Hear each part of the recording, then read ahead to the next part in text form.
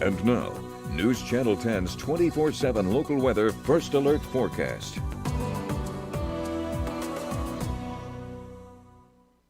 Well, good Tuesday morning, everyone. I am meteorologist Shelden checking in for what should be a pretty quiet day out there, as temperatures do look to climb across the entire region. Checking in your satellite radar as we start out the day, no activity to be seen. We're seeing a few passing clouds in parts of the area, but that's really about it. Now, dew points do look like they are trending downwards ever so slightly. As you can see, those 20s up in the northwest, 38 for us here in Amarillo, maybe 50 down off towards Childress. So still seeing those dew points in a really pretty pleasant range. They're just not as high as they were, so not looking at the threat of fog or anything of that sort as we go throughout the day. And unfortunately, rain chances look pretty few and far between. So let's talk about your temperatures, what we can expect throughout the day today. Hopefully, you were okay with the 80 degrees that we saw yesterday here in Amarillo. We're going to see more of that. By lunchtime, we're going to be seeing the low to mid 70s for much of the region. Daytime highs around the area. As you can see, 82 for us here in Amarillo. We could see places as high as about 85, 86 degrees.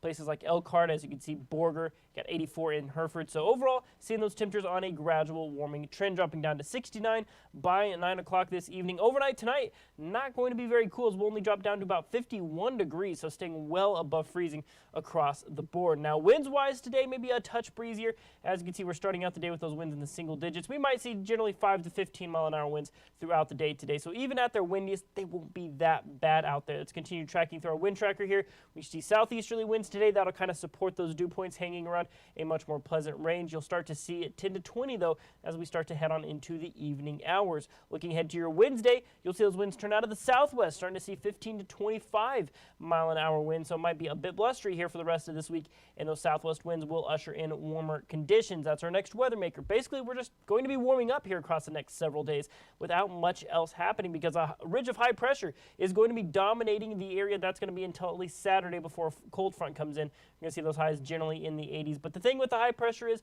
while it's largely unnotable weather, we're not going to be seeing just any crazy winds or anything either. So there is some good news to be gleaned from it. So looking at your 7-day supercast, you will notice Thursday and Saturday we have a 10% chance there, even though the icon does say sunny. There is a chance if everything falls just right that parts of the area you could see some little pop-up showers, maybe an isolated thunderstorm if you're lucky. But so far we're not just super confident in that fact, but the possibility is there, so we want you to be aware of it. So we'll continue to monitor that. Wednesday, Thursday, and Friday do look to be breezy. You can see that cold front knocks us down to 69 by Saturday. We'll spend the early parts of next week generally in the 70s and 80s.